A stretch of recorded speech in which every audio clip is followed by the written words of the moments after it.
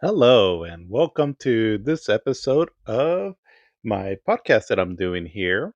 And we are on the 26th of October of 2025. So, this is the full week here where Halloween is on. Halloween falls on a Friday this week. And yeah, just gonna talk about like the games I'll be talking about today instead of doing the usual role of gaming thing that I do is I have some games that are already picked out that have some kind of a spooky horror theme to them and just discuss those through the week. I'll plan to just try to play just similar type games throughout the week and all, just in celebration of Halloween here.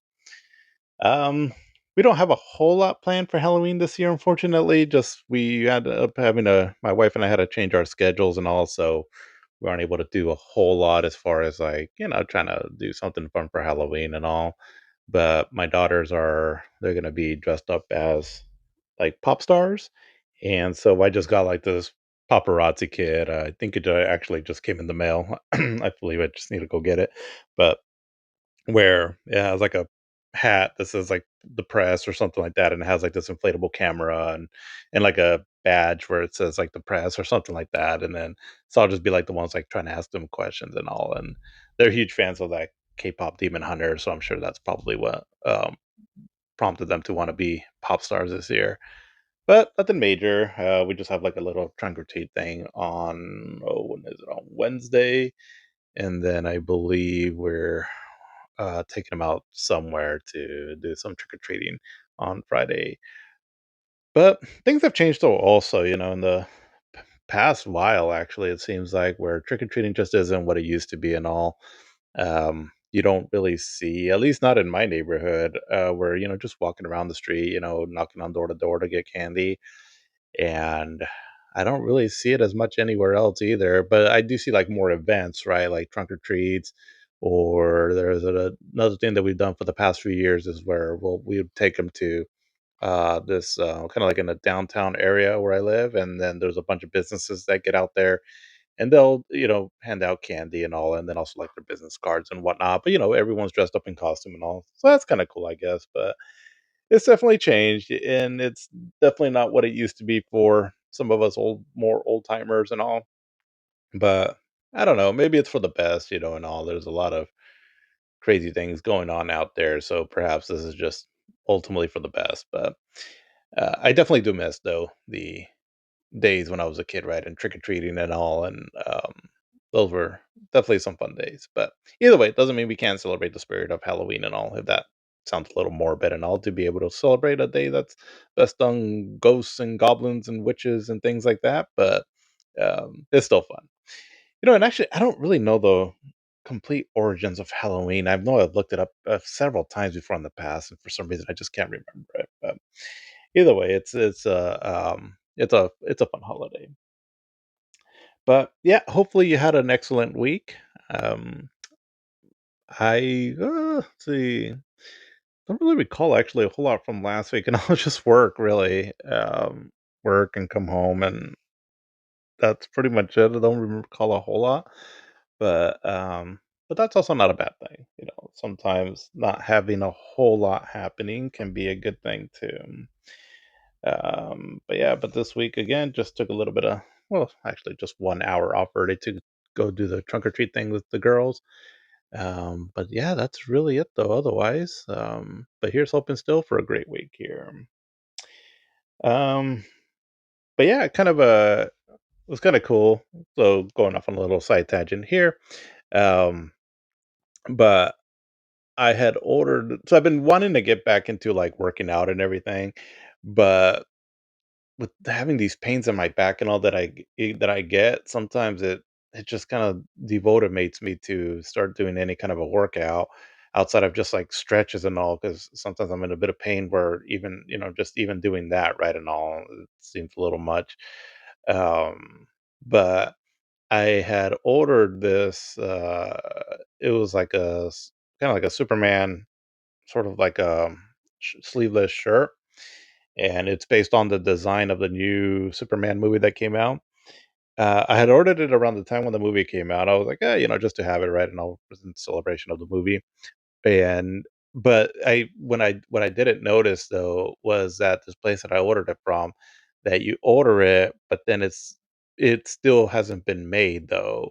Like it's a almost like a prototype that they were advertising, and so then once the actual final concept is out, then it would be shipped to you. I was like, "Oh, geez," and I'd already spent the money and all, and I was like, "Oh, well, whatever."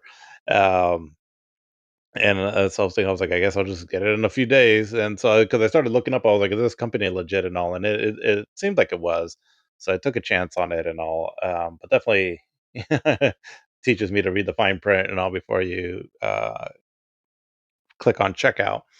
But, it ended up coming in finally, and it's actually really, really well designed and good quality and all that, and so I thought it was a pretty cool shirt, and also that sometimes, something as simple as that can get you in the mood again, right? And all to try to start working out and all that. So hopefully maybe I can try to find something simple and all that's not taking off too much pressure on my back and all to get something going.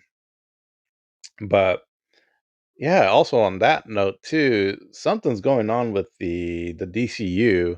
There's a so in the comic book movie world, there's there's the DCU, right, that has come out, right, and all that James Gunn has been behind, which right now he's done the Superman movie and then the Peace Walk or Peacekeeper season 2 that are tied to this more newer DCU universe that he's been trying to do. And I mean, it's been met with some success. Superman seems to have gotten pretty good word of mouth, in my opinion, on it. And I was really hoping the movie would be really amazing. And ultimately, I thought it was all right. There's a lot that I like about it and all, but there's just the way the movie's structured and all. I had a lot of issues with it, but a lot of people seem to really love it, which I was like, okay, cool. I mean, I guess if it helps build this universe, right, that they're trying to do.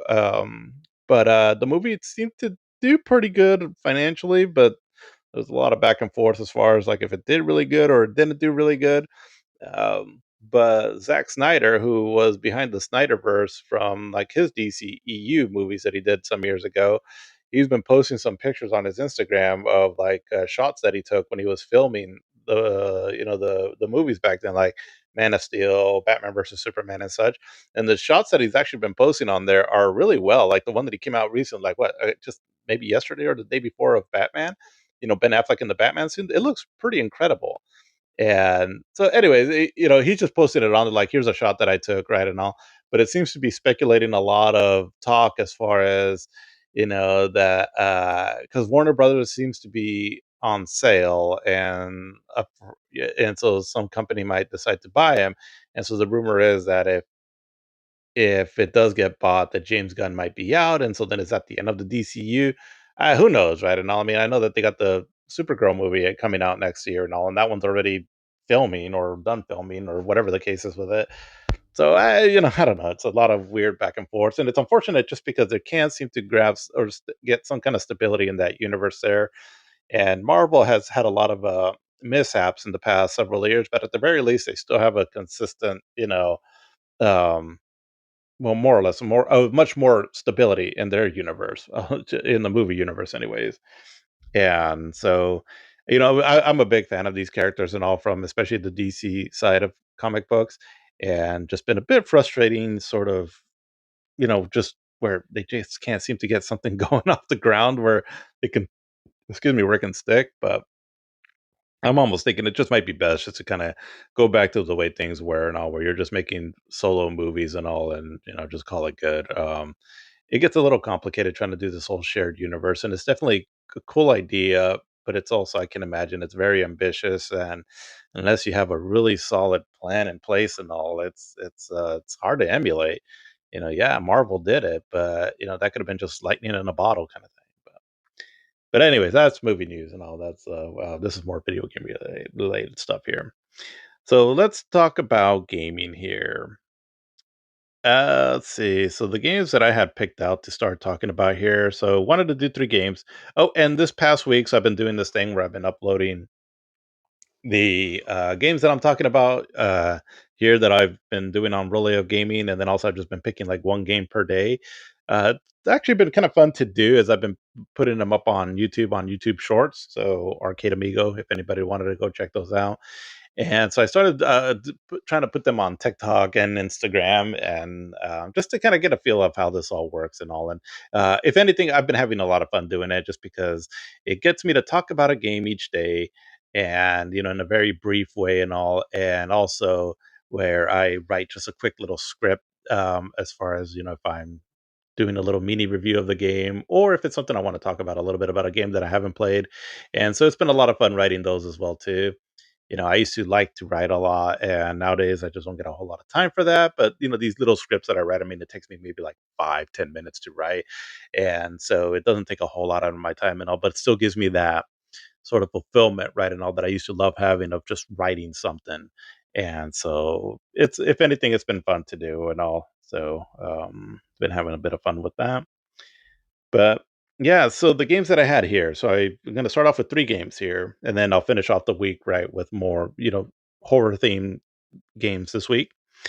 But for three for today, though, so Splatterhouse. And so I'm talking about the original one that came out in the arcade, and then also eventually on the TurboGrafx 16. And Splatterhouse is an amazing series, and I really wish that they would make a comeback on this series here, just because the concept is so good and it's perfect for this time of the year as well too. But Splatterhouse, I mean, the game itself and all, it's fun. It's does have some of the mechanics on it and all can be maybe not quite as polished, but basically, so the Splatterhouse 1 and 2 are like these side-scrolling beat 'em up action games. So kind of in the vein of like games that so one game that I talked about somewhat recently, Bad Dudes, where it's a side scroller game and on you punch and kick your enemies. Only this has a very um, horror and gore and all that theme to it. And so you play as what's the guy's name? I don't think it's Jason, is it? I forgot the main character's name and all, but basically you have a mask that's very reminiscent of like a hockey mask from Friday the 13th, and it gives you some kind of powers and all to be able to take on the bad guys in this. But you're trying to save your girlfriend Jennifer. I do remember her name, Jennifer. And each level, it's kind of cool because eventually you end up in the mansion and all, and just the gore and the detailed like blood and slime and zombies pulsating, in the background and all. It's pretty gruesome and all, but it's great stuff. Great 2D sprite artwork from back in the day. And the arcade version, it's the better looking one, obviously, and all. And I don't know how popular that game was in the arcade, but eventually the game made it over to the TurboGrafx 16, and that seemed to be one of the few games that was somewhat mainstream here in the United States for a system that ultimately didn't, do so well. But let's see, the arcade came out in 1988, and the TurboGrafx version, I think, in around 1990 or so. Did I talk about it recently in one of these episodes? I don't recall, but came out a little bit afterwards. But yeah, just great games. I mean, um, it's I haven't been part one. I have the Switch version where you can get like the arcade version on the Switch through that arcade archives lineup of games on on the Nintendo eShop. And I have ways of playing the TurboGrafx one, but I've never actually beaten it though. But I did beat part two on the Genesis, which is more or less kind of the same style of game. And then part three is kind of more of a like your beat 'em up, where like Streets of Rage or Final Fight and all, where you can move up and down on the playing field and all. But yeah, for this one though, it's a little bit more simplistic as far as your move set goes. But it's just it's it's a great concept and all, and I really feel they should do like a more modern version. And I mean, they tried to again with Splatterhouse in the on the seventh generation, and that game actually wasn't that bad and had a killer soundtrack to it with like licensed metal music. But I feel like they should do something like maybe music like that, but a side-scrolling game, but was just like today's modern graphics and also, I don't know, I'm thinking kind of along the lines of like how they did Streets of Rage 4 or the Shinobi Art of Vengeance game, something along the lines of that. Maybe not necessarily that graphical style and all, but something to that effect though. I don't know. I think that'd be kick ass. And hopefully Splatterhouse can get a resurrection at some point, but and, who knows if that'll happen? Because I don't know how I mean, I know that Splatterhouse can be popular amongst, hardcore gamers, but I don't know how popular it was just overall in mainstream, and then the last version that they did, again, I don't feel like it did very well. But anyways, yeah, Splatterhouse, great game. Next game I wanted to talk about was, Alan Wake.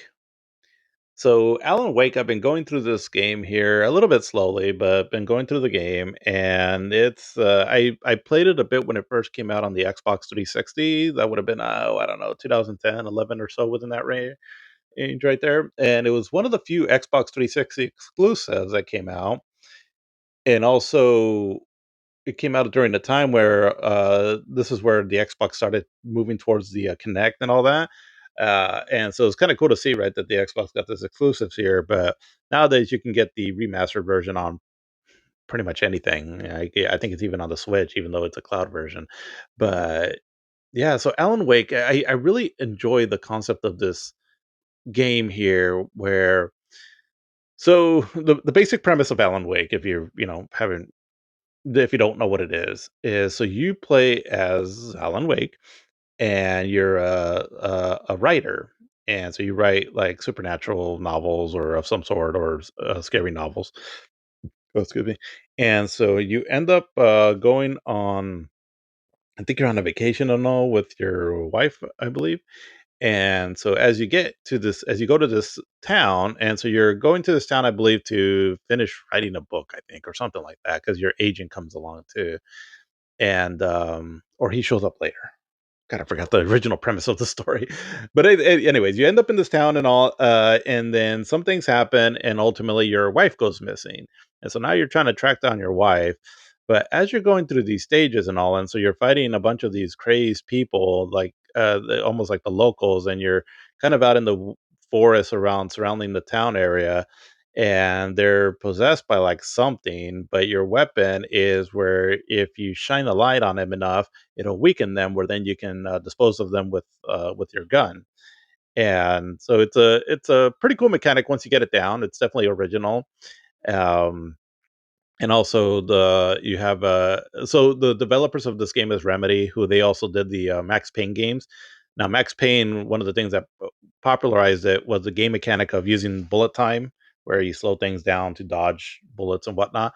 They kind of take a little bit of that, where you have I think it's the what is it, the RB button, the if you push it at the right time, you'll dodge an attack, as you have all these enemies coming after you with hatchets and a variety of other sharp weapons.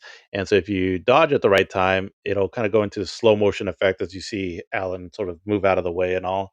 But it's a pretty fun mechanic and all. I mean, after a while, the I guess the the fighting in it, the action in it, can get a little repetitive, but it's still fun though, and the game is definitely good when it comes to the atmosphere, the story, and the tension buildup and all. And it's kind of a combination of, I mean, it's not like gory, right? But it's sort of a combination of like kind of like Twin Peaks. I believe it's David Lynch that did that. I've seen a bit of it and all, but I understand like the atmosphere behind like Twin Peaks and all. And so it's a combination of that, but also something along the lines of like a Stephen King novel. Now I say novel because the movies, obviously, and all, they can show a lot of blood and guts and and gore and things like that and all. But sometimes if you read a Stephen King novel and all, you really kind of get into the sort of the world building and the supernatural setup and all that, and then the characters and that you interact with and all. So it reminded me kind of that, but also like if anybody's ever read any books from Dean Koontz, who he's kind of like Stephen King, where he writes just a lot of horror novels and all, but at least the books that I've read from Dean Koontz. I haven't read them all, but and a lot of the books that I've read are more on some of his older works, but they focus more on the supernatural kind of stuff, right? And all as opposed to like the gore and horror, if that makes any sense. So it has kind of a combination of all those right there and all. And but yeah, it's great, and then it's kinda done in an episodic way where you go through a section, and then it's like, "Okay, this is episode 1," and so it kinda makes it feel like you're watching a TV show, and so it's pretty cool in that, and then at the end of each episode, at least up to the point where I've gone to, it has like some kind of a license, song that plays, and what really hooked me on the game, some years ago when I first played it was where it was, the song from Roy Orbison, where it goes, "I close my eyes when I drift away." And I thought it was just a curious song that they used that sort of fit the mood of the game and what's going on in the game really well. And so I was like, this game is really original and really cool.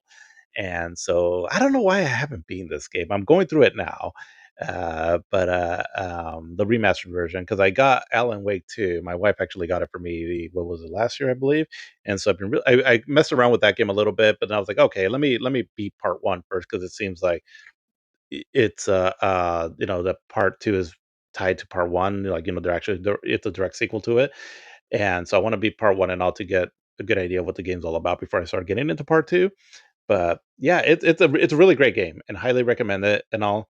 And again, the play mechanics are decent in it, but it's more for the story, the atmosphere of the game, and all that. I believe is what's really going to hook you on it. But yeah, Alan Wake, great game though, great game.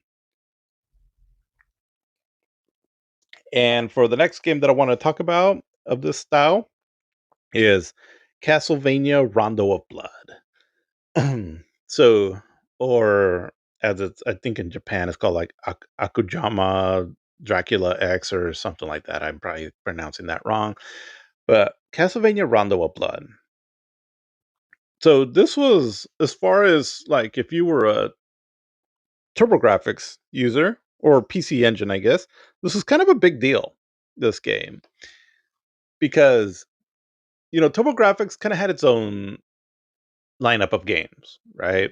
So kind of like Sega in a sense, where a lot of the games that came out for the Sega originally were from Sega, because again, Nintendo still had a bit of a strong grip on the third parties making games for their systems. Well, the TurboGrafx was kind of the same, or NEC. Well, NEC, I don't know. I don't know. I guess I don't know too much about the PC Engine in Japan. I just know that it was hyper successful, and so, but basically, I guess what I'm trying to get at is that you wouldn't see a whole lot of games on Sega, and then also the TurboGrafx from like Konami or Capcom or some of the really big heavy hitters and third party companies, right, for video games. But Castlevania Rondo of Blood was announced, and so everyone was like, "Oh wow, the TurboGrafx got a Castlevania game." Well, more specifically, the TurboGrafx CD. And so I remember review or seeing the reviews on it back in GameFam back in the day, and they were just really raving about it. That it's a great Castlevania game. The music was just really excellent. Since they were able to do like Red Book audio on it, due to it being on CD. Had some animated intros and cinemas in the game here and there, but I mean nowadays they're nothing too crazy and all. But back then, again, it was kind of a big deal, and the game just played really good. And so I remember always wanting to play that game a lot, but it was stuck on the Turbo CD in Japan only. So back then, unless you were into importing, let alone a Turbo CD, you probably weren't going to play this game. And so it just eluded a lot of us for a long time, because I think amongst somewhat hardcore gamers, right, and all, like if you were a fan of like Castlevania and all, and you knew that this game existed, but again, not a whole lot of people had the Turbo CD and all, or to get one very niche system for one game, that was a lot to ask for back then. So it was just always that kind of like a holy grail of a game. It's like, oh man, that would have been so cool to play that game and all. Well, let's see. I don't remember which one came out first, but eventually Castlevania Rondo of Blood got a remake called like Dracula X.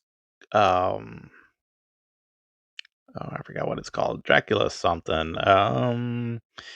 Castlevania Dracula X Chronicles. And so it was a remake of Castlevania Rondo of Blood.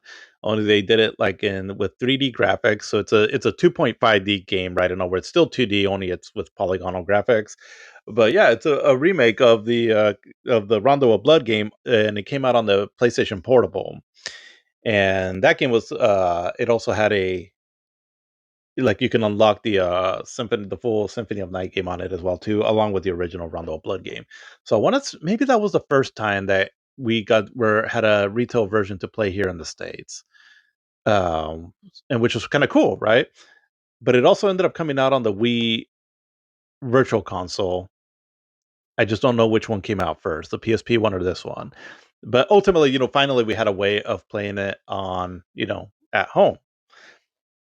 Or was it on the Wii U that it came out? I forgot. But either way, we finally got a version right on all here to play it, here in the States and all.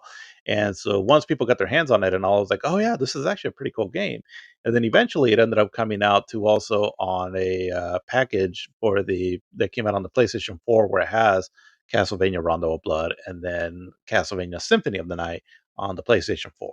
Unfortunately, on the PlayStation 4, I would love to have that compilation on the Switch where I can play it portably, but I think that there's some kind of a exclusivity that Symphony of the Night has to the PlayStation, because it's never been released on anything else. So I'm assuming that's going to be it. But either way, yeah, Castlevania Rondo of Blood. If you like classic action Castlevania gameplay, so not like the Metroidvania, but the more just straight action, this is for many people their favorite one.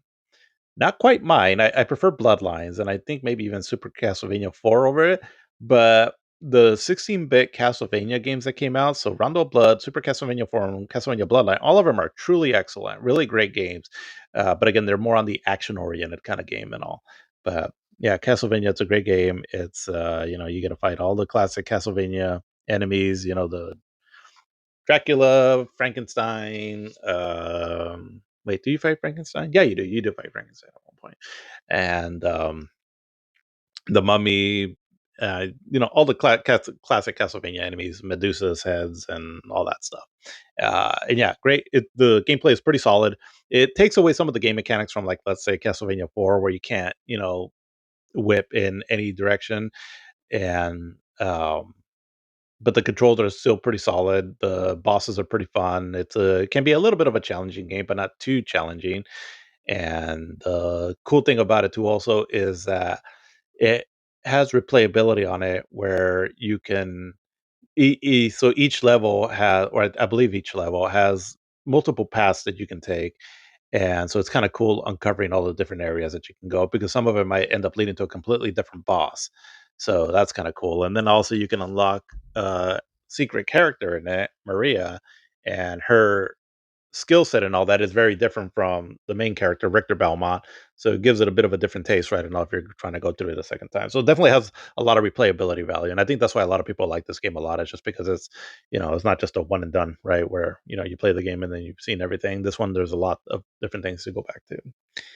But yeah, but great game. It's Castlevania Rondo of Blood. Like I said, it's available now on the PlayStation 4 on the PlayStation Store, or you can, if you want, you can certainly emulate it right on the whether if you're getting the PSP version, which that one's all right. It's I don't know. I much prefer the 2D sprites over that 3D look that they give on the PSP one, but I guess that one's all right too also. But yeah, great game though. So let's talk a bit about modern gaming stuff. I don't have a whole lot here, but did have some stuff. Some stuff has been happening in the video game industry. Again, I just try to pick up as much of it as I can.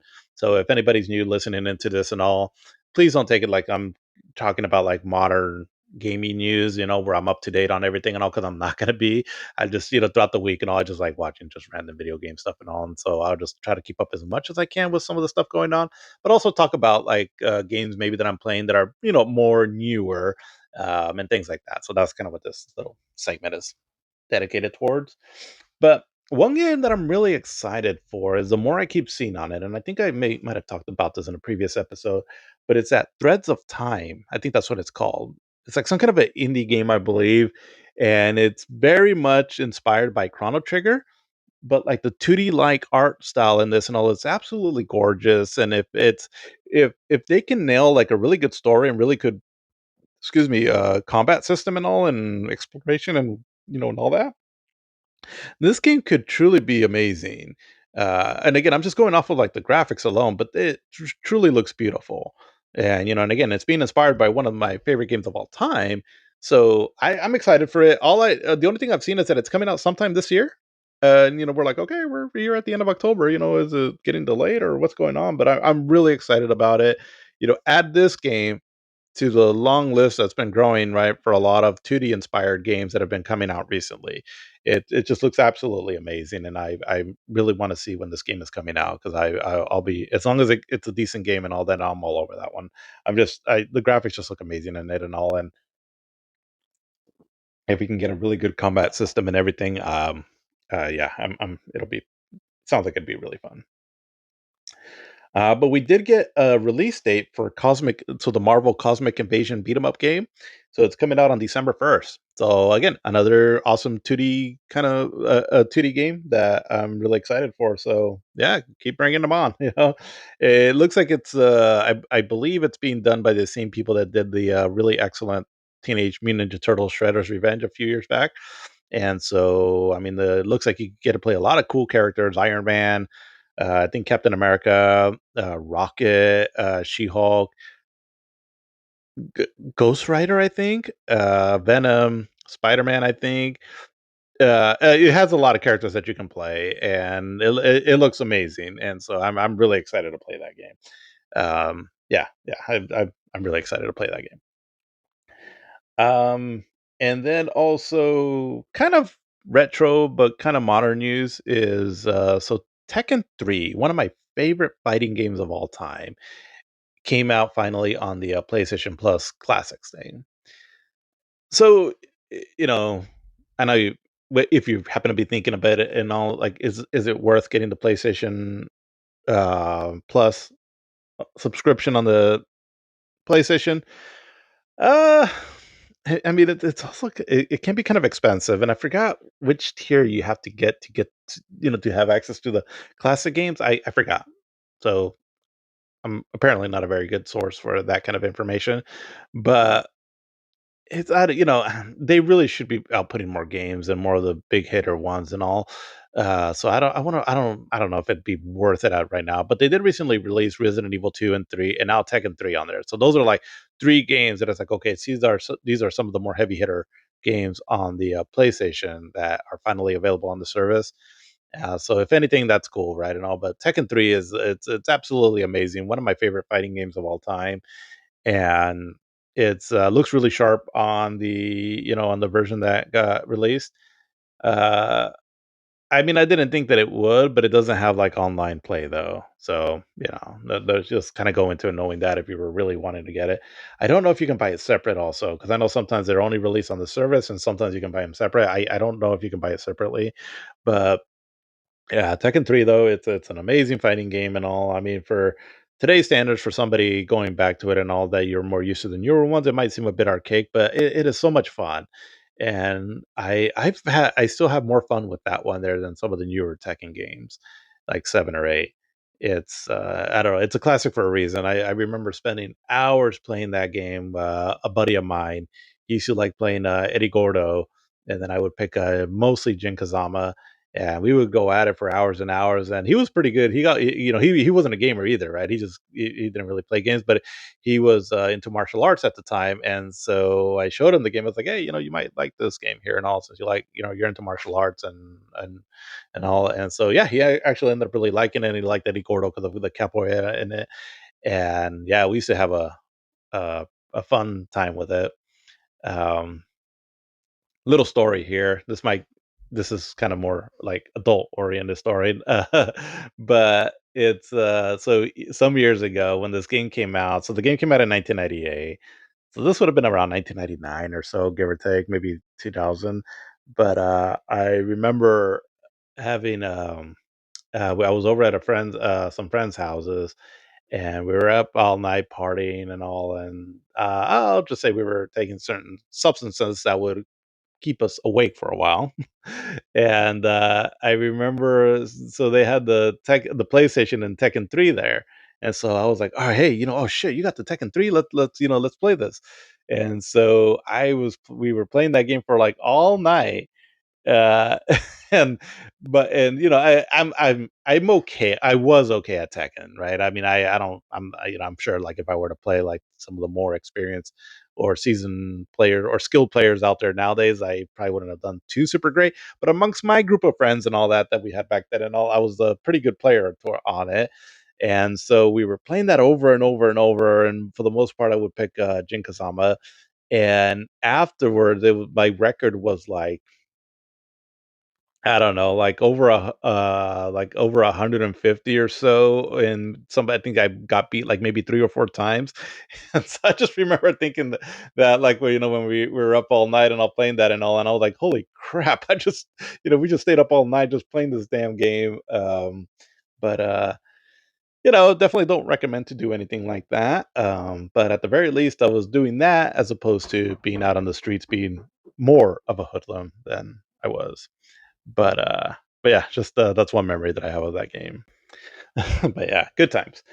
Um, but yeah, let's see, and, I guess, one game that I've been kinda getting into more now is, Ghost of Tsushima. Well, what I should say is that I really got into this game back when it came out on the PlayStation 4, and it was cool because I had that year was actually we had a good stretch of like PlayStation games because we had Final Fantasy VII Remake, and then we had The Last of Us Part 2, and then Ghost of Tsushima almost within a few months of each other. So that was a good little stretch there of output of games that PlayStation had at the end of the PlayStation 4's lifetime. So I started playing Ghost of Tsushima there, and I was getting kind of far into it, but I stopped playing because I have this thing where, um, if I know that there's gonna be like a upgraded version or like a patch and all that's gonna bump it up to like 60 frames per second or so, sometimes I'll try to hold off until that comes out and all, just so I can really experience the game like that and all. I don't have to play it like that and all, but if it is coming out, then a lot of times I'll wait. And so I remember that was getting announced like that for the Ghost of Tsushima, and so I held off on beating the game and all just because of that. And then eventually, the Ghost of Tsushima, the PS5 edition came out, and so I got that one. And so I ended up restarting a new game on it, and also that's kind of what I've been working my way towards now. And yeah, I mean that game Ghost of Tsushima is an amazing game. It's one of my more favorite open world games because I love how so sometimes open world games and all, you have your mission structure, and then you have obviously a big open world that you're going through, and then you have a few random things to do, right? And all in between, like side missions and whatnot. But everything kind of feels a little sometimes a little disjointed from each other, right? What I love about Ghost of Tsushima that it is all that, right? You have a open world, you're going through, jumping from one mission to the other and all. But what I love about it though and all is that how some of the game mechanics and all play into the world itself. So for example, when you're going from one place to the other, and if you're just traversing on the open world, right, instead of using like fast travel, you at the swipe up of the touchpad, you'll get like this wind breeze that blows, and it shows you the direction you need to go to, as opposed to just having like a way marker out somewhere, right? And all that, which, I mean, it's not bad. It's just that I love how they implemented that there in a very artistic way that goes with the flow of the game and all, in the art style of the game and all. I thought that's really cool. And then also how there's like, you'll see like a fox or a bird or so, and they're guiding you towards a certain something, right? And so basically, my point is that the game is done in a way where as you're going through the game, right, and also if you're going from one spot to the other, uh, there's always like something to do or not, and at least it feels like whether if you're finding a fox den or you're finding a place where you can relax and kind of like a hot spa and then reminisce on something, or writing a haiku, or attacking some bandits out that are out on the road and all, and the way you can do the standoff mechanic on it, and I think that's really amazing. And so it constantly keeps you engaged in something that is rewarding because you're upgrading your skill point, you're opening up another charm slot, or something to that effect, or you're taking on a base of enemies where if you kill the leader, then that gives you more points where you can unlock another stance. So you're constantly doing something that is leading to some kind of a gameplay reward or story element, and the fighting mechanic on that at all is pretty solid. It's really fun, and so it's constantly keeping you engaged and all. And then when you do make it to the main mission, right, and all, you're going to be treated with a really good mission structure. Like whatever you're doing on it is pretty fun, and with a really good story too as well. And so it really does open world really good. Excuse me, probably one of the best. If I'd have to think about it a bit, but well, I mean, there's The Witcher 3, which I really like. But just if I'm talking about the open world gameplay itself, definitely probably one of my favorite. And it's just the way it implements its mechanics and all to the overall world that makes sense. It's what makes this game so amazing.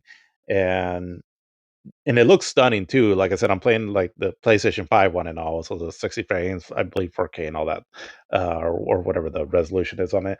But yeah, I mean, it looks really stunning. The game is amazing, and yeah, I'm just having a fun. So I think this is going to be my game, like my main sort of like big game that I'm going through right now.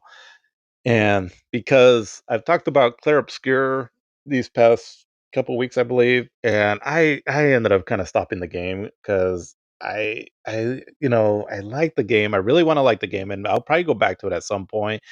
It's just I don't know. I was good. I reached this area, and and again, a lot of this is a me problem, but I'm just trying to fight these enemies. I'm like, okay, I'm not quite sure how the hell to block these attacks, or and all. I'm looking at the tutorial that it gives you and all, and I don't know, something about this game is just not clicking for me and all. And so after a while, I get a little frustrated. I'm like, you know what? I don't know. It's just not for me. Again, I've said it before. I don't want this to take away from anybody trying to enjoy this game, because I do feel that it is a very artistic game. It is a very original game. Things that we ask for a lot, and here and here we are, right?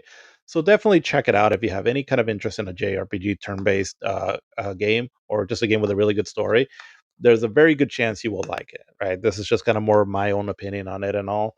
But I did buy the game and all, because it wasn't that cheap, and that's the nice thing about it. So I was happy to support it. So I don't regret my purchase, and I'm always happy to support a group of developers that are really trying to do something different. It's just not sticking for me though, and I hate to say it because there's otherwise so much about this game that I really love. But yeah, I'm gonna hold off on this game for now, and maybe at some point in the future I'll come back to it. I think there's like a or update coming out soon of some sort that I believe gives you like a new area or something like that. But yeah, but anyway, like I said, definitely check out the game still. I mean, I don't want to steer you away from it. Um, And so, yeah, so I just saw this thing. I don't know the full details on this, other than that there's probably been leaks and rumors and all that. But I mean, we're already talking about the PlayStation 6 and whatever Xbox is doing, coming out in 2027, and it feels. Oh, oops! I just kind of like hit my microphone, but there might be a weird little audio glitch there, but yeah, but and then whatever Microsoft is doing, and it seems like it's too soon, right? I mean, it kind of feels like that, but I mean that would have been 7 years, which is pretty standard for what generations have been, right, in video games before. But I don't know, this generation is weird. It is weird, and I think I don't know, maybe some of it just has to do because things since 2020 have been just kind of weird overall. And so we've gotten out of the norm of a lot of things that we were just always sort of used to. Like for example, Nintendo, where do they fit into the whole generation thing and all, with them coming out with the Switch 2 like halfway through this generation and all? Is that considered like the ninth generation system and all? For me it is, but I think it just kind of throws a lot of things off. And one of the main things though that people are upset about though is that it's that there just hasn't been that many great games. But then at least for me, when I think about it, though, I was like, but there has been a lot of great games, So I don't know. It's kind of a weird generation, and or another part of it too also might need to be that really, it's been Sony and Nintendo that have been outputting a big amount of games. I think what it is that as far as like the big major games is where there hasn't been a whole lot of, because there's been a lot of like great indie titles and things like that. But as far as like the main big games from like Sony and I and then Microsoft, whatever they've been doing, there hasn't been a big output of those kind of games, right? Because there's been like a lot of cool indie games. There's been some cool third party games. Nintendo's still been outputting some games and all, but there hasn't really been like any major big Sony games that we were always used to in the PlayStation 2, the PlayStation 3, and the PlayStation 4. And then Xbox kind of, has fizzled out in a lot of ways as far as them coming up with like their new games. So like a Gears of War, Halo and all. I mean, we did have Halo Infinite, but even then that wasn't received the best and all. So I think that's kind of where people's sentiment is that there just hasn't been a lot of the major games from, the some of the biggest players in the video game industry. But we have gotten a lot of good stuff though, for sure, right? I mean, just look at this year. There's been a lot of great stuff. A lot of the stuff is like indie games and all. And again, no shade against indie games. This has been an amazing year for that. But whatever we really had from Sony, I mean, we just had Ghost of Yote, which seems cool. Um, but then all these blunders with all these live service games and all, and I mean, what else has there really been? I mean, there was Ratchet and Clank Rift Apart, which is great. Spider-Man 2, Returnal. I mean, Final Fantasy 16, Baldur's Gate 3. I'm just thinking of like some of the big games. Um, so there definitely has been some, but it's been really quiet though as far as on some of the bigger companies. Like again, like I think mainly Sony and Microsoft, if where you're seeing that missing gap from like their first party games, and I think maybe that's where a lot of people's sentiment is coming from. But there has been good games. Like I mean, there definitely has been. Uh, but I don't know. It's just kind of a weird generation, I guess.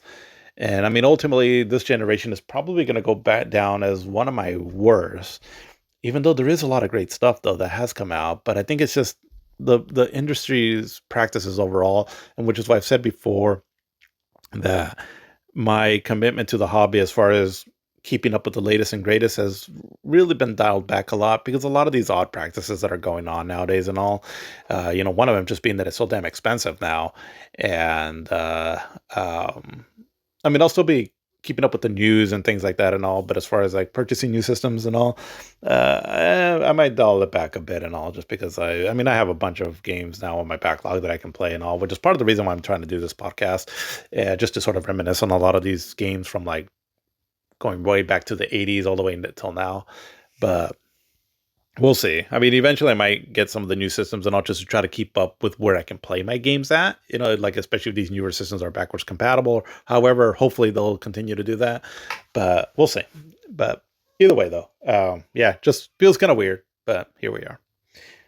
But speaking of feeling kind of weird, one of the biggest stories that came out this week was that they finally officially revealed the Halo remake that they've been doing, which is called Halo Campaign Evolved. Looks like it's running on the Unreal Engine 5. And so from what I've seen, like the trailers that were coming out and all, it looks good. It definitely looks good. But I mean, I don't know. It looks good, but it didn't seem like that drastic of a change from the Halo Combat Evolved that you can get on the Master Chief Collection, which was already a remaster.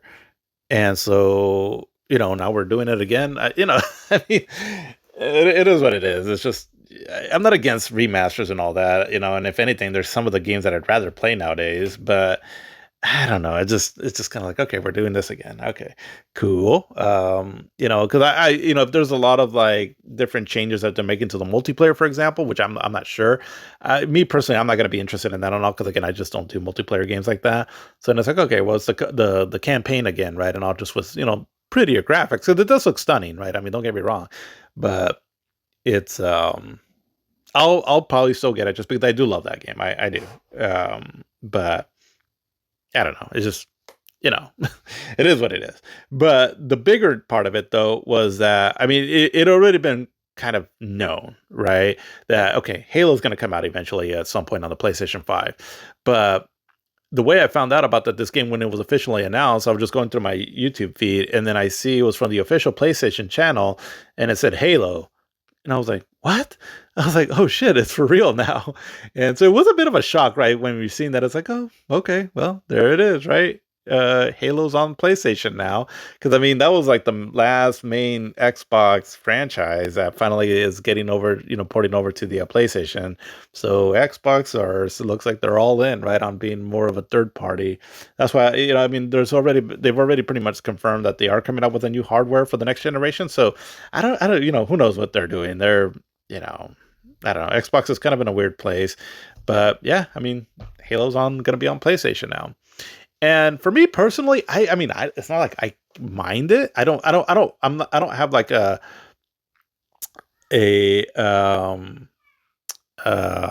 what's the word I want to use? Like a loyalty to any system. Uh, my only concern with this, so I guess, as far as like the direction that video games are going, where everything is on everything except for Nintendo, is what does that do for competition? I guess is my concern. Because if everything's going to be on everything, then okay, well, I mean, so nobody's putting games just on their own systems and all to try to compete against each other. I mean, that's always what I've always known video games to be and all for the many years. You got this system because of these games, and you got these systems because of these games, and if that's gone, what does that do for like companies wanting to out best each other and all that, right? When they get their games just come out on all the systems, so like it doesn't matter. I guess that's my concern, right? Is what is it going to do for the overall quality of games when there's not going to be just a whole lot of competition? I mean, Nintendo's still going to be putting their games on their system, I would assume, for for a while. I mean, I mean, nowadays, who knows, right? But I guess that is my concern. But as far as for like Halo Master Chief being on a Sony system, it's like whatever. I mean, it's cool. People that never played Halo, well, hey man, you got a pretty cool series now with that and Gears of War, right? And so for that, it's cool. But I guess that's my concern, is what's going to happen with the competition in the overall gaming industry going forward. But it was a little weird, right? When I was like, oh, Halo on PlayStation seems off, but cool, I guess. I wouldn't say it was like as dramatic as say like seeing Sonic on like a Nintendo's or Xbox system back in the day. And I think the reason for that is because there's already been a big buildup that we pretty much knew that Halo was going to go onto the new systems. I mean, that's been probably for a couple of years now at least, right? Where when Sonic went or Sega went out of the console business, so that was like in what, early 2001, and then pretty quickly, like within a year or so, if that, we were already seeing Sonic games on the other platform. We're like, whoa, it's just gonna happen really quickly. So that was a bigger shock to me still and all. But it was still weird though. Like I said, because it was, I saw it on the PlayStation YouTube feed. I was like, oh shit, Master Chief is on Sony. I was like, that's cool, I guess. But yeah, I mean, it is what it is, right? It's just the way the video game industry is nowadays. But that's my concern, right? It's just what happens with competition and all. But okay, so let's go back in time. Gonna go back in time. What was it? Huey Lewis in the News? Am I thinking of that right? The song from Back to the Future? Yeah, maybe not. I don't know. I forget. But 1991. So 1991. This was when the console war of Sega versus Nintendo really got going. And so this was an exciting time because the Super Nintendo was launched here in the United States. So it had already been out in Japan in 1990, but came out here in the United States. And also, Sega got a new weapon in a little blue hedgehog called Sonic.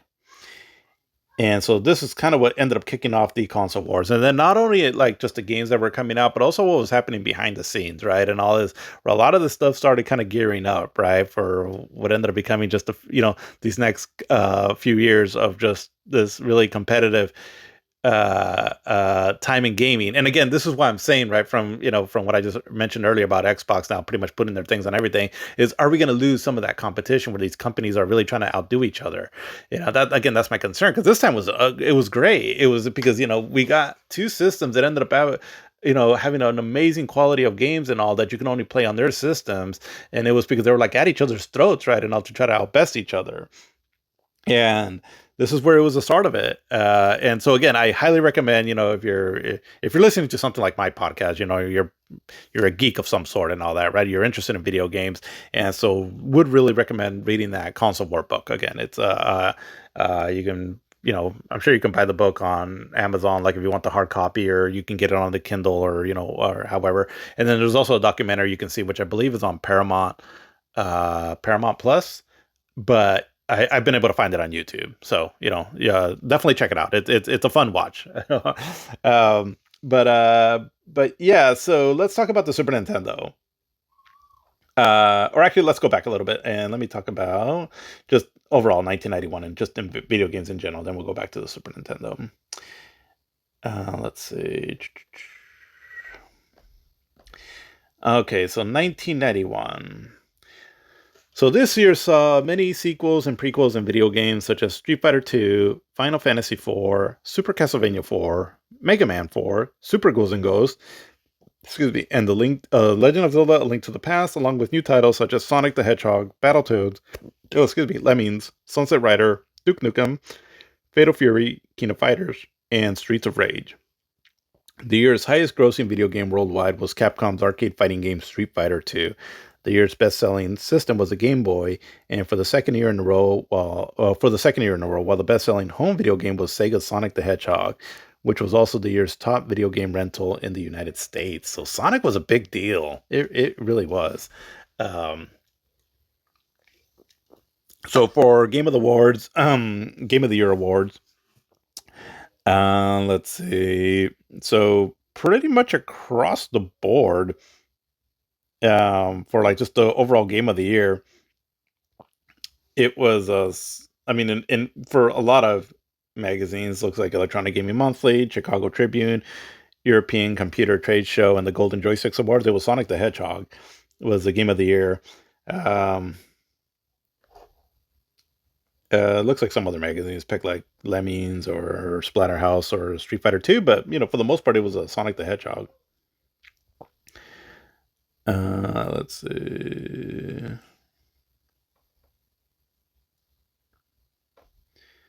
All right, so the highest grossing arcade games.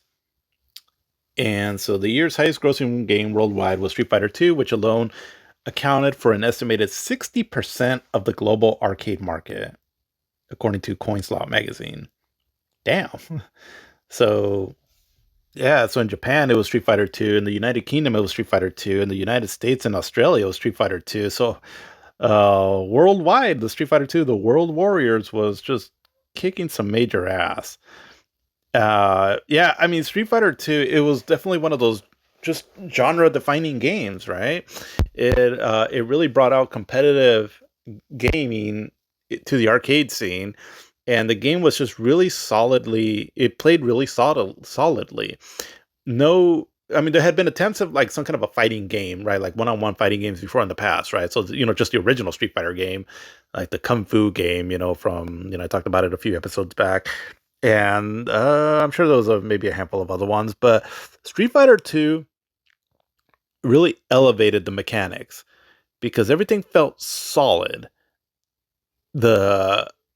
When you're pulling off the special moves and all, it was very responsive, and the button layout, right? So you got 3 punch buttons and 3 kicks, and then how you can combine all those to do like combos and everything and all. It really gave you like the sense of freedom on how you can control your whatever your favorite fighter ended up being, and just made it really fun to play because it was just really solidly built. So I'm saying the word solid because I think back like on some certain genres in video games and all, where it took, maybe it was just the added technology that they needed, right? And all, where previous attempts at a certain kind of game just felt kind of like the controls felt loose. It felt like, a little wonky and all that. So two games, I mean, two genres that I can think of is the beat 'em up genre. I've talked about that before and all, right? Where sometimes the characters don't feel like they're meshing together well, and so it feels like the controls are kind of loose and all. And also like any kind of a fighting game, for example. So like if you take the original Street Fighter game and then compare it to Street Fighter 2, it is a night and day difference of how much better it feels and all. And again, maybe it just they needed the better technology and also they can program the game that way. But Street Fighter 2 was just a very well game that was built to give you the skill set so that you that it gave you the tools to be successful and all that, right? Where you can't really blame that, it's the bad controls or whatever, right? And all no, it was like it gave you the skills to be good, and because it was just that well programmed. And then you get these characters that were just very iconic right off the bat, right? I mean, they became very recognizable. The designs for them were great, and yeah, I mean, it was just I mean, boom, right? It was just a hit, just overnight almost, and even to this day, I mean, Street Fighter is still a very popular series, and this was the foundation of it, though. Street Fighter Two, I well, no, I don't want to say this because again, I'm not involved. I'm not too involved with like the whole Evo fighting games and all that, right? And also that's a community that I'm not familiar with. And also what I'm going to say right now, I could be proven wrong probably pretty easily, but just from my experience and all, right, I love playing the Street Fighter games. It's just I don't play them like competitively online or I'm not involved in the fighting game community, so to speak. But just from my experience and what I recall, I there hasn't been another Street Fighter game for me, it feels like, that was more popular than Street Fighter 2. There's been I mean, they improved on the game, but the popularity of it and all, I don't think it ever got bigger than Street Fighter 2. Prove me wrong. Like I said, I could that could very easily be proven wrong. It's just the feel that I get because I mean, everybody knew about Street Fighter 2. Nowadays, it seems like if you know about Street Fighter, 4, 5, 6, and those, it's because you're involved in that community there and all. But like back then, Street Fighter 2, like everybody knew about it, it seemed like. But again, that's just my take on it. But yeah, Street Fighter 2 was a big deal. Let's see. In Japan, so the number one game in the arcade, so Street Fighter 2, and then number 2 was Final Fight, and then number 3 was Final Lap 2, and then number 4 Quiz Tonosama, number 5 was Raiden, number 6 was Super Monaco GP, number 7 Clutch Hitter, number 8 GP Rider, number 9 Super Volleyball 91, and number 10 Dragon Saber. So here in the United States, so again, the highest grossing arcade video games, so again, Street Fighter 2, and then number 2 was The Simpsons, but then also looks like Neo Geo MVS. I'm not sure what that is. But then High Impact Football, and then Final Lap 2. But also shows Teenage Mutant Ninja Turtles as far as like on a dedicated arcade cabinet. So I guess I'm not sure how they're breaking all that down, but.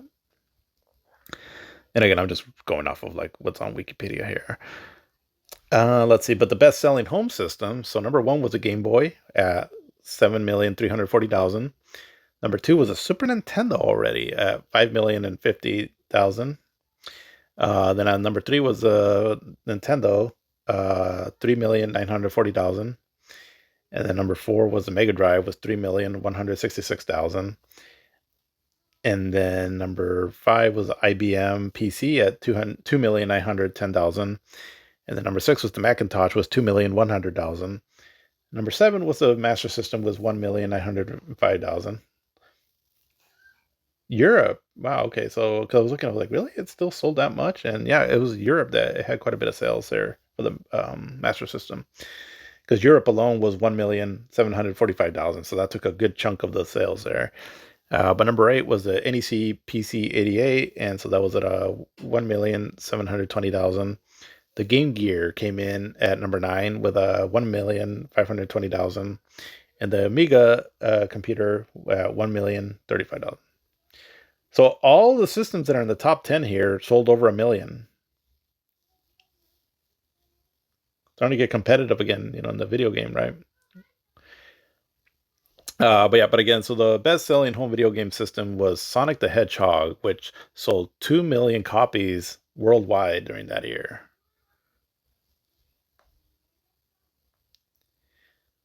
Interesting. In Japan, so let's see. So this is according to Famitsu. It's a popular magazine over there in Japan for video games. And so let's see. So number one was Zelda, so A Link to the Past. And then number two was Final Fantasy IV. Number three, it just was three and four was Yoshi. Number five was Ganbare Goemon. Number six was Saga 3, or which ended up being Final Fantasy Legend 3.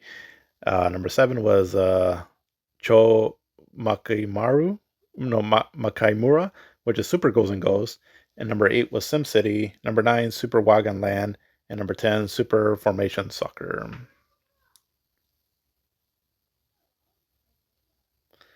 Um,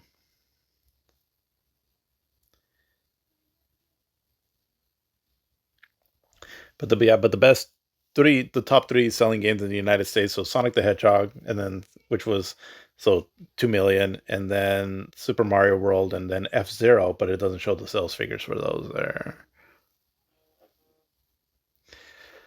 But yeah, so notable events that happened during this stretch here. Um, so in January, the first two THQ releases came out in stores. February 14th, so that saw the release of Lemmings. So that was I remember that game being really popular. I don't think I've ever played it, but I do remember the game being pretty popular.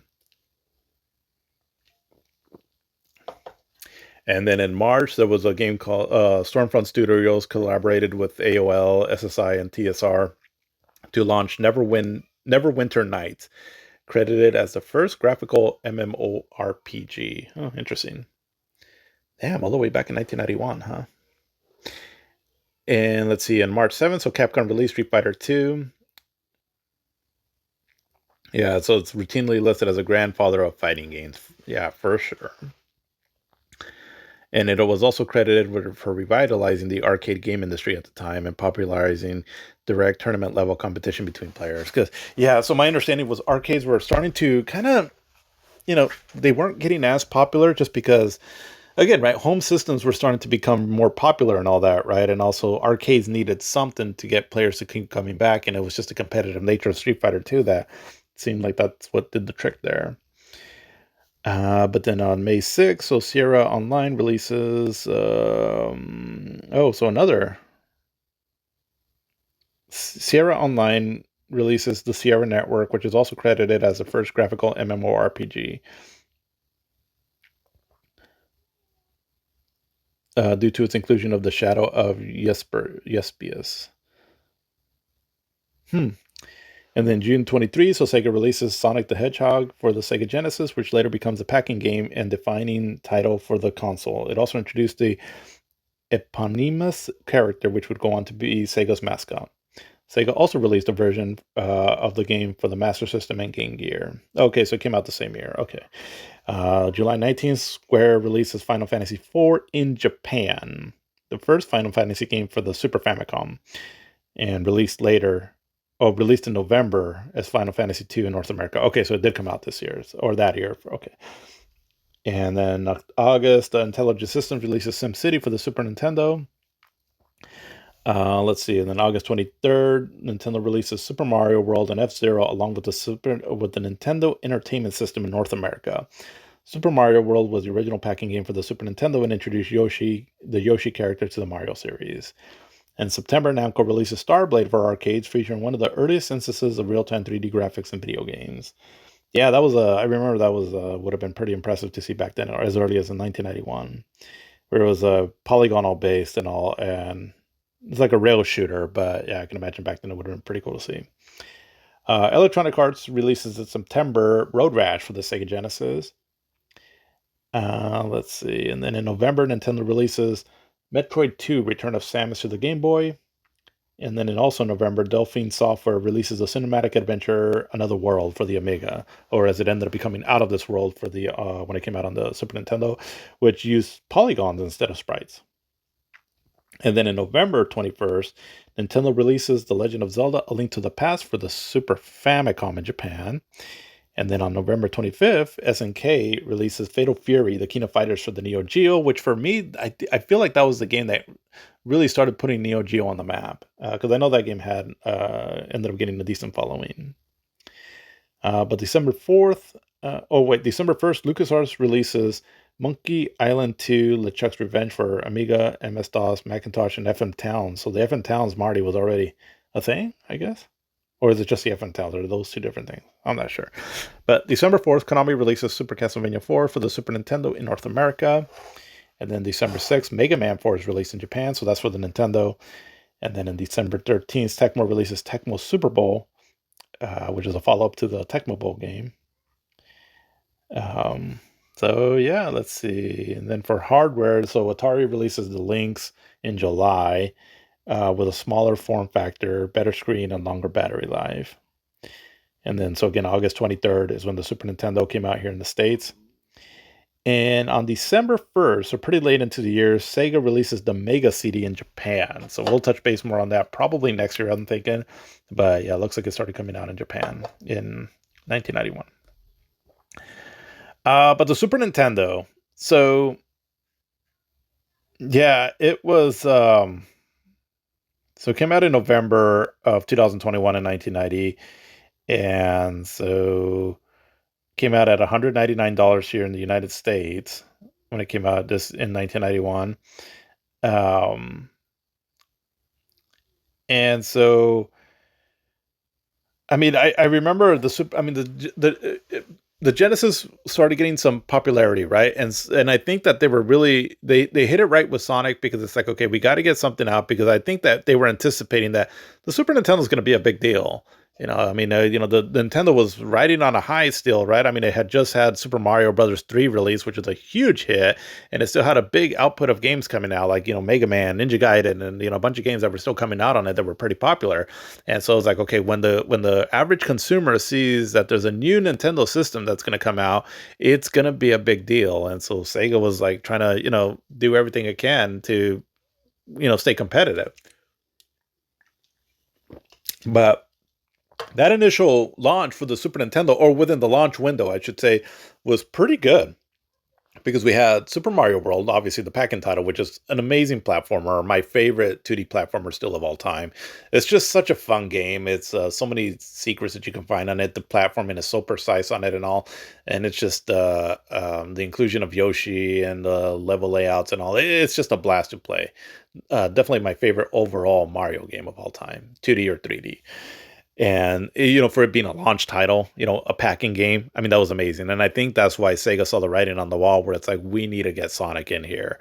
And so, because, yeah, I mean, it was kind of a big deal. But then they also had F-Zero, Pilot Wings, and then SimCity, and again, a little bit afterwards, right, where they came out with Super Castlevania 4, Super Ghosts and Ghosts, Final Fantasy 2. I mean, that's a Gradius 3, Super R-Type 3, UN Squadron. Now, what else would have come out? Those are just some off the top of my head that came out within that, 1991 stretch. Oh, ActRaiser.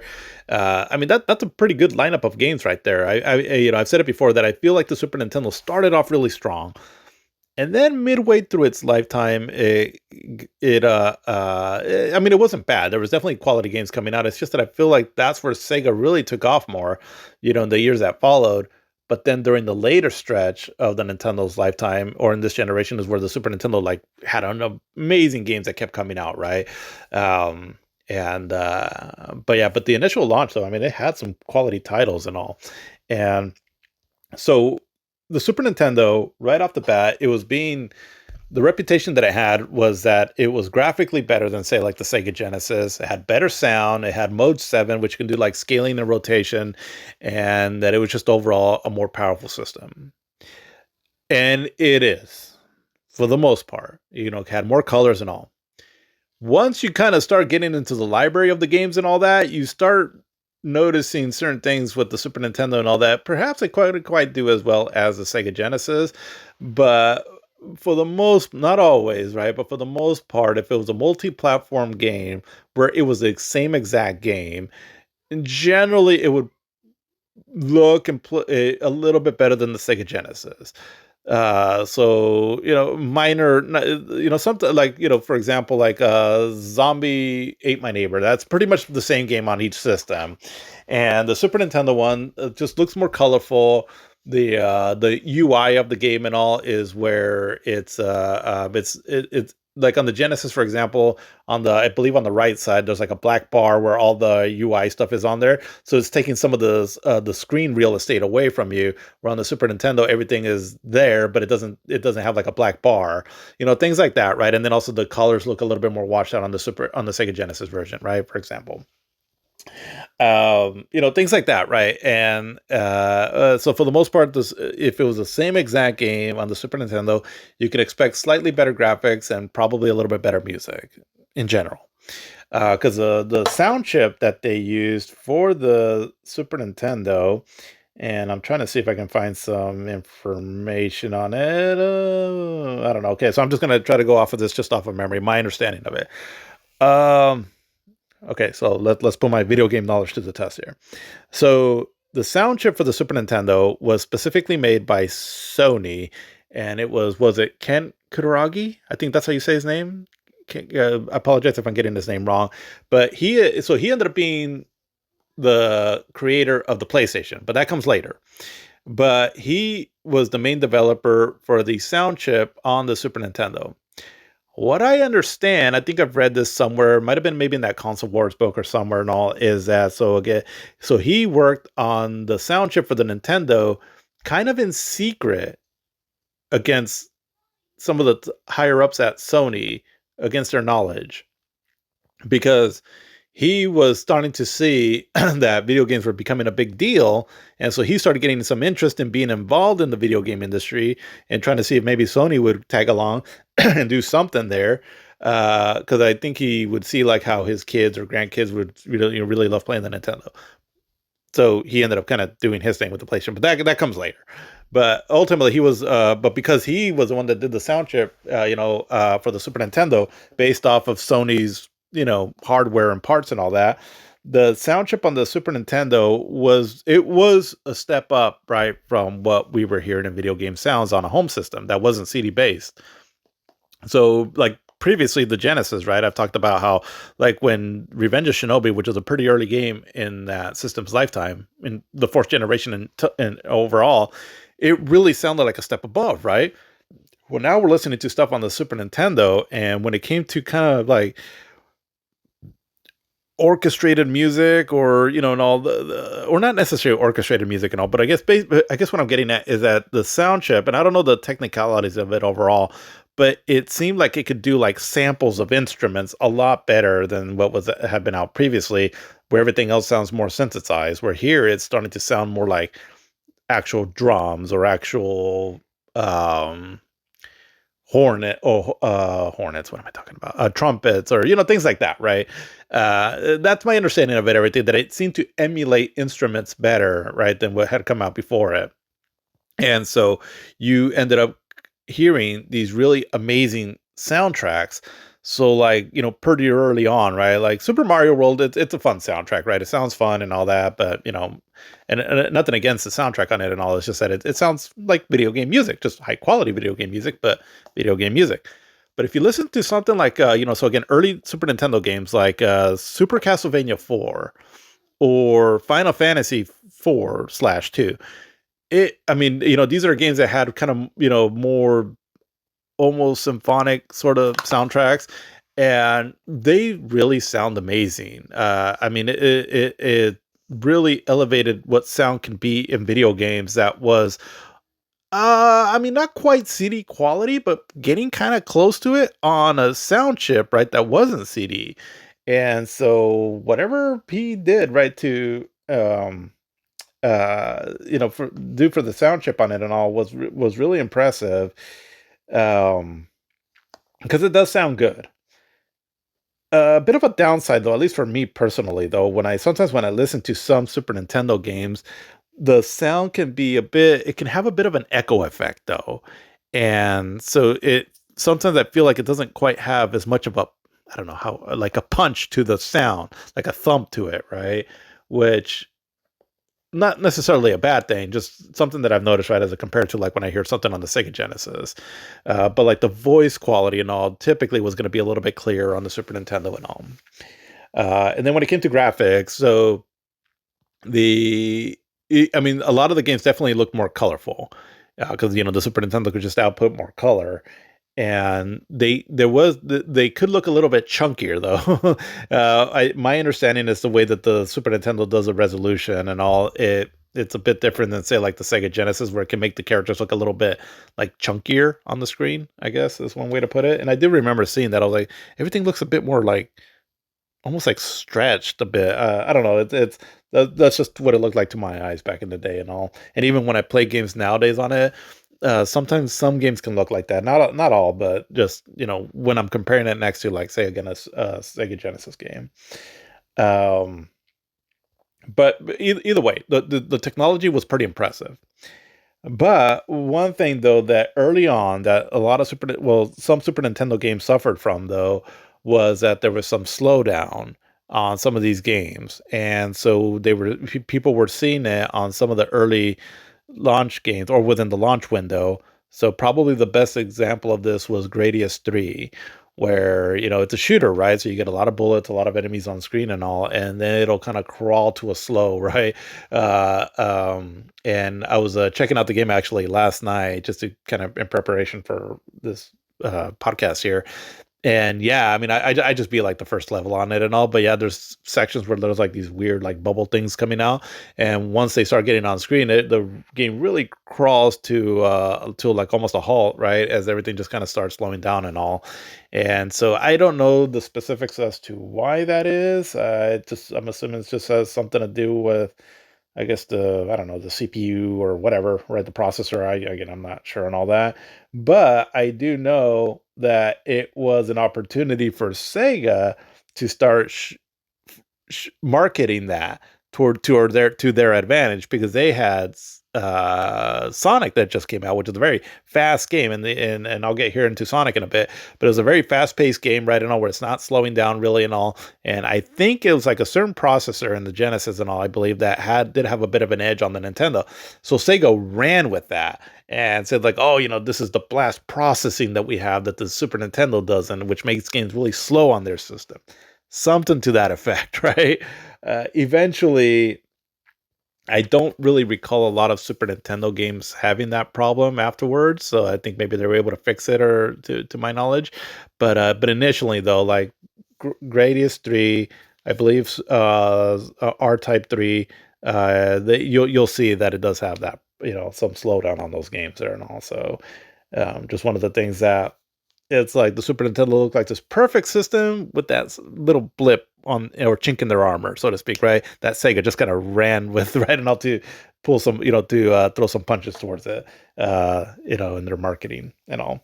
But yeah, either way though, there was a lot of hype around the Super Nintendo for sure, and I mean it had a good output of games and all for but eventually though, in this year in 1991 Sega ended up beating the Super Nintendo. Now, again, the Super Nintendo came out in August and also didn't have quite as much of a time, to be on the market. And here I'm talking about North America, but Sega beat them. Sega beat them, and it was like a big shock, right? Because again, everyone was just expecting Nintendo to be just a huge juggernaut, which it was, but now we have another one. So that started showing that, what, there is space for at least two players in the video game industry, right? To have their consoles out and all and be competitive. And but yeah, the Sega beat Nintendo during this year, and it was a big push of it because of Sonic too. So Sonic the Hedgehog. So let's get into this here. So again, came out in 1991. Looks like in June. So a little bit before the Super Nintendo came out. So had a bit of a lead up. So this is my understanding. Again, so I'm going off of what I've seen in that Console Wars documentary and the book that I read. But so again, right, Tom Kalinske takes over Sega. So this would have been, I don't know, around 1990 or so, give or take. And so one of the things that he was starting to see, right, is like, okay, we got to take on Nintendo. This is they're the heavy hitters. We need to take them on, and to do this, we need some kind of a mascot of some sort. Which, to my understanding, they had already been working on a mascot of some sort. And so Sonic went through a lot of different creations. Like I think at one point he had like a girlfriend that was a cartoony version of her, but like that looked like Madonna because they were trying to give him this American attitude, and all, and to also appeal to the American audiences over here. Because to my understanding, so it was Yuji Naka. He was one of the main programmers of the game and all, but he had the gameplay style where like a ball going through these really fast loops and slides and things like that and all. But then it's like, but what are we gonna do with that gameplay though? So eventually there was so so they went through a few different looks right on who they were gonna pick as to be what the character was gonna be like. I think they were considering like a rabbit at one point, but ultimately, it looks like the designer was Naoto Oshima.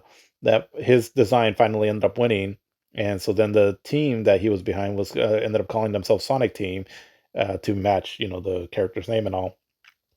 And so then they ended up designing him right where he can turn into a little ball and then use that gameplay loop that Yuji Naka had created. And so then made for just a really fast paced, fun game. Um, and visually, the game is pretty stunning looking for the time. And I think this is where Sega really started getting giddy because it's like we have this game that when you compare it to like Super Mario World, graphically it looks better. It looks more colorful in ways. It seems like it has a lot more detail. It is really fast, and it's like how can people not like this more over Mario? Because they started playing what because they were like, okay, the new Mario game's coming out. We know Mario's popular. What do they got? And so then when they got their hands on it, it was like the big players at Sega, Tom Kalinske, Al Nielsen, I believe, and whoever the other people were. But they're like, this is it? I was like, Super Mario World is basically just like another Mario game, right? Which, yeah, Mario's kind of a big deal, but it doesn't really play much different than, say, like Super Mario Brothers 3. Now, granted, Super Mario Brothers 3 was a big hit, but look at our game over here. This thing is fast, it's colorful, it's new, it's edgy and all that. And so when they started showing it off, to a lot of different, different shows and events and what have you, a lot of people seem to sort of like prefer the look of Sonic more, right? Because it had much more of a '90s sort of look to it, the attitude, the speed, the rebellious nature of it, and all was really in line with a lot of the target audience that the Genesis was going after, which was kids that are a little bit older and into their teens and to some extent to adults. It's like, why get Mario? That's very kiddie and all that. Look what we got over here. And so then they played into that and really started marketing the Genesis that like the Genesis is the cool system to get. We get the cool stuff. Like and that'll come into play later, right? And all but look at our character, no, he's fast, he's new, he feels more modern, where Mario is like he's slow, and he's ancient now. And they really played into that. And so Sonic was a big deal during this time, right? I mean, it really caught people's attention and all. And at least during this time, people preferred Sonic the Hedgehog over Mario. And I think that was a big wake up call for Nintendo. It's like, oh shit, like we really need to step up our game, because if our flagship game Mario is being outshined by one of this new mascot, we can't just depend on our brand name to make us successful. Now, in hindsight, and I think for most everyone, right? In hindsight, I think most people will prefer Super Mario World over Sonic the Hedgehog, the original one, uh, because Super Mario World is still considered like one of the greatest games of all time. Whereas Sonic the Hedgehog, the original one, people don't have as fond memories of it, as much anymore. So again, everything I'm talking about right now is at the time, right? It was a really big deal, and yeah, it was just yeah, it was a big deal, and the music was really catchy too. Also, and I'm just reading here that looks like it was composed by Masato Nakamura, who was bassist of the J-pop band Dreams Come True. So, huh. It sold over 40 million copies across all platforms, becoming one of the best-selling video games. On the Genesis, which it was bundled with, it sold over 15 million copies, making it the best-selling Genesis game. It established the Genesis as a key player in the 16-bit era and made it competitive with the Super Nintendo.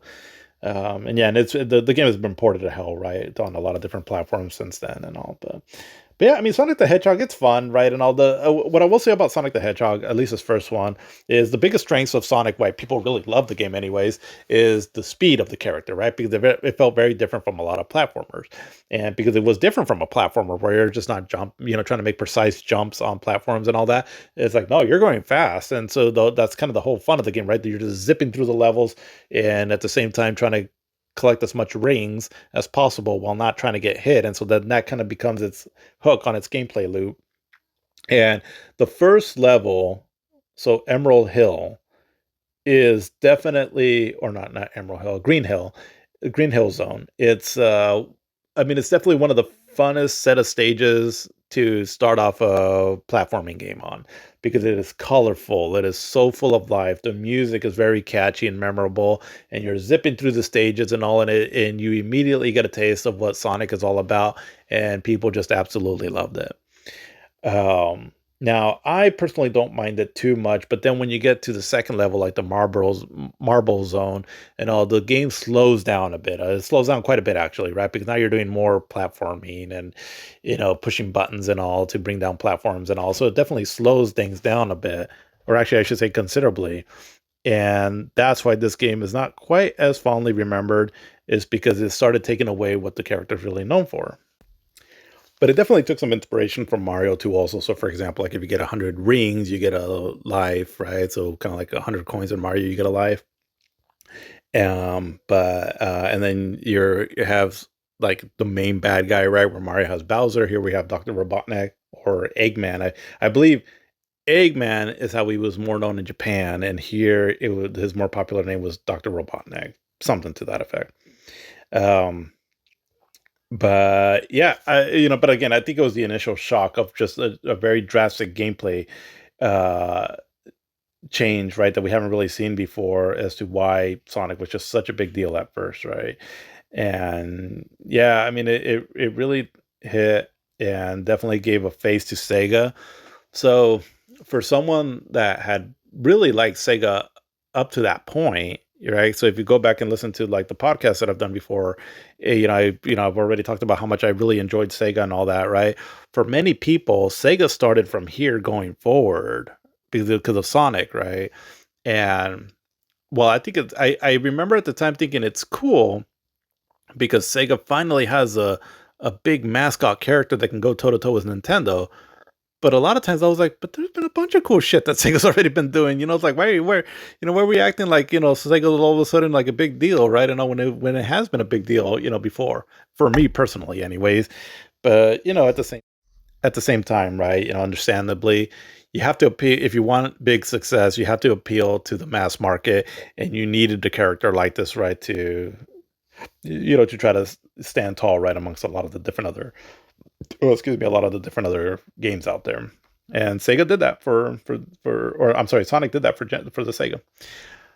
When I first played Sonic, I don't know if I played it in the initial year and all, but I had this friend, well, he was a friend of my cousin's I've talked about before, where he was the one that I used to borrow Phantasy Star 2 from. And so he had Sonic, and so I borrowed it from him. And so that's where I remember playing it. So I would have played it, if not 1991, 1992. And I liked it. I thought it was fun and all. But Sonic is just Sonic overall. For being such a big Sega fan, I like the game. I like the series and all. More of the 2D games, but there's been a few 3D games that I've enjoyed. But I'm just not like the biggest Sonic fan. But I do enjoy their games, and but again, I'm glad that Sega found this mascot here that they can really take off with and all, as far as competing with the Super Nintendo and all. Um, But yeah, so big deal there, right? With those two there.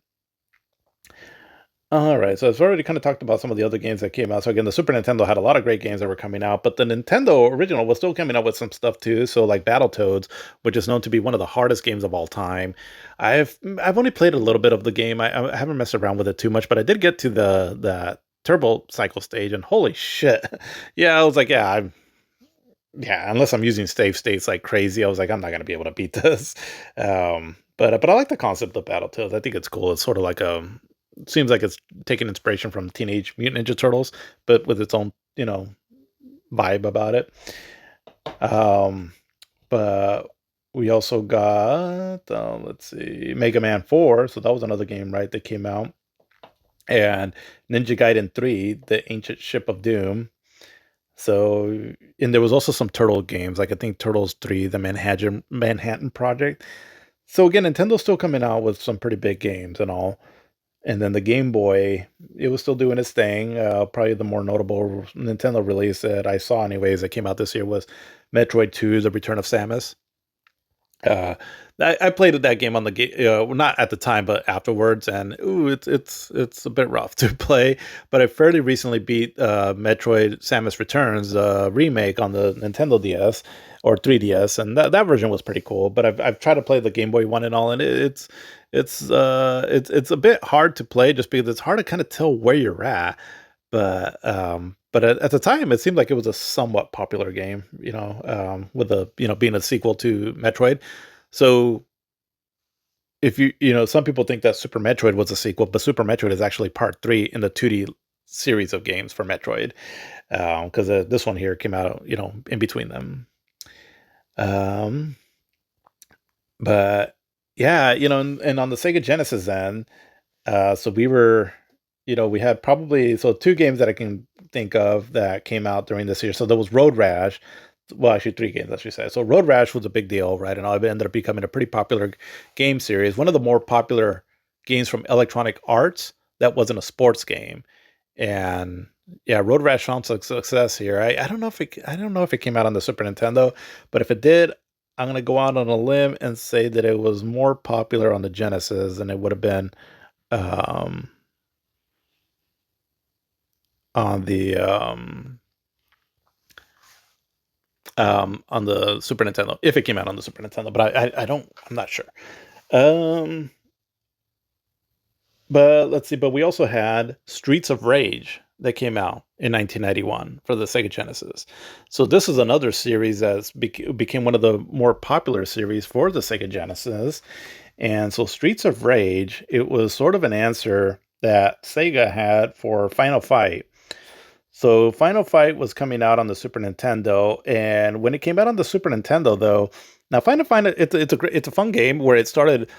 So as I've talked about before, right, and all with beat 'em ups, how they sometimes don't, the collision on them and all, it's a bit off. Final Fight seemed to be one of the first games that seemed to get that right, where it felt more solid, I guess, and it came out on the Super Nintendo as I think, if it's not a launch title, it came out for fairly around the time of launch, and it was I mean, it was popular there to an extent, but one thing though that it lacked was that it wasn't two player, and it only had two characters. So it only had Cody and Hager, and so it didn't have Guy, and you couldn't play two players. So that was a bit of a blow to it. So then Sega comes out with their Streets of Rage, and that game there ended up being where you can play three characters: Axel, Blaze, and Adam, and you can play two player. Now, the graphics in Streets of Rage aren't quite as, they're, I think it's only like a 4 meg game, so the graphics aren't going to be that great.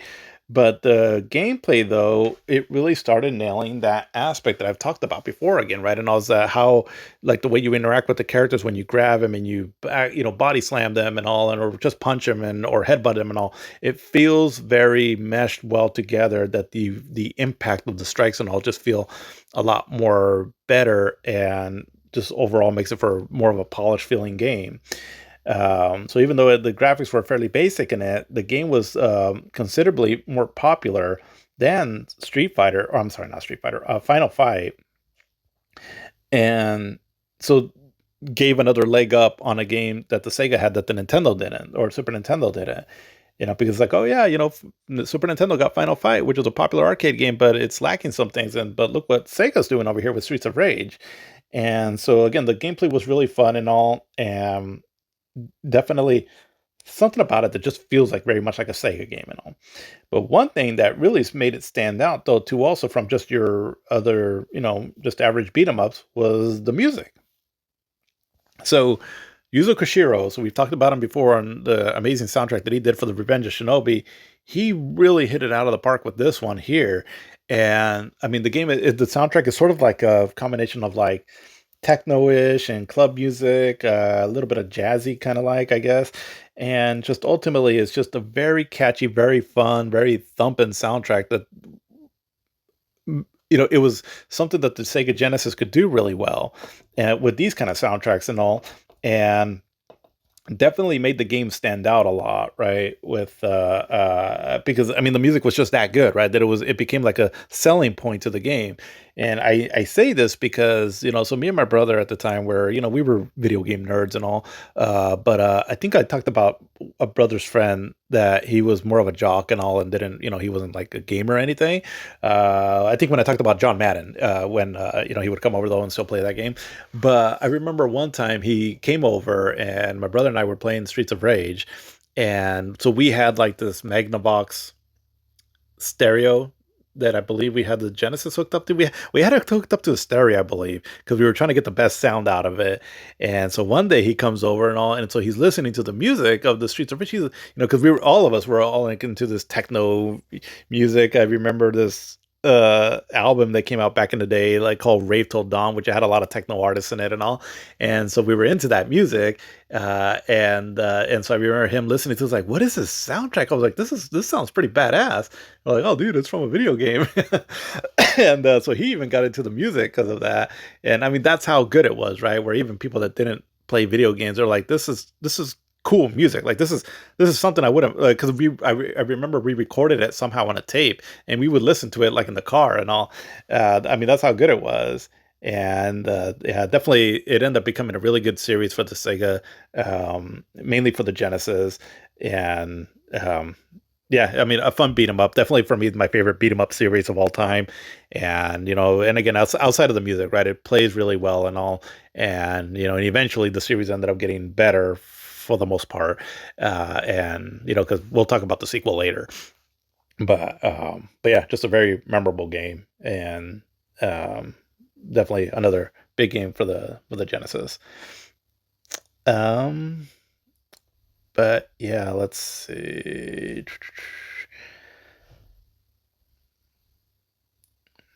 There was also Toe Jam and Earl that came out, which it ended up becoming a pretty popular Genesis game. I don't really care for it too much. I don't know.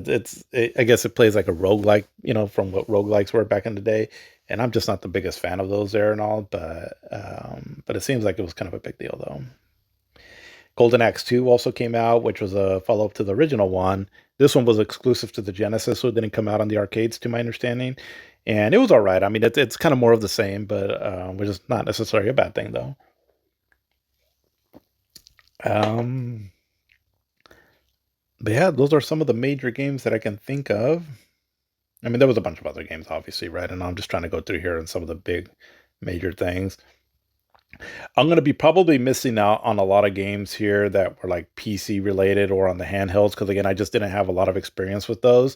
But like for example, there was Monkey Island 2 that I do recall that was kind of a big deal for PC games. Um, and like the Game Boy, I'm sure was coming out with a bunch of cool games too, also during this time. Um, oh, one game that came out. I think this is in the arcade. I don't know when it came out on the Super Nintendo, but Teenage Mutant Ninja Turtles, Turtles in Time. So this game would have come out. Let's see, I'm pretty sure, yeah, in the arcade in 1991. Okay, yeah, and it came out in the Super Nintendo a year later. But yeah, a very fun beat 'em up too. Also, so beat 'em ups were starting to really uh, getting some solid entries during this time frame here. And yeah, Turtles in Time is really good on the arcade and a very, very amazing port on the Super Nintendo. But again, we'll talk about that, I'm sure, next episode. But yeah, yeah, great here though. And like I said, this is kind of what started kicking off the console war of Sega versus Nintendo. So definitely a fun time to be a gamer during the stretch here. But I think I'm going to end it there. So hopefully you enjoyed this little segment here of the look back at 1991. We'll be back next week with 1992. And so I guess trying to plug uh, my podcast here a bit and all with whatever I'm doing. So I'm still trying to find a way to like upload it to like a some kind of a server, right, where a podcast server of some sort where I can put it on, I don't know, like Spotify or whatever. I don't know how all that works. I'm still looking into it, but I'm starting to put them up on my YouTube channel. So at least for right now, they'll live there for a bit.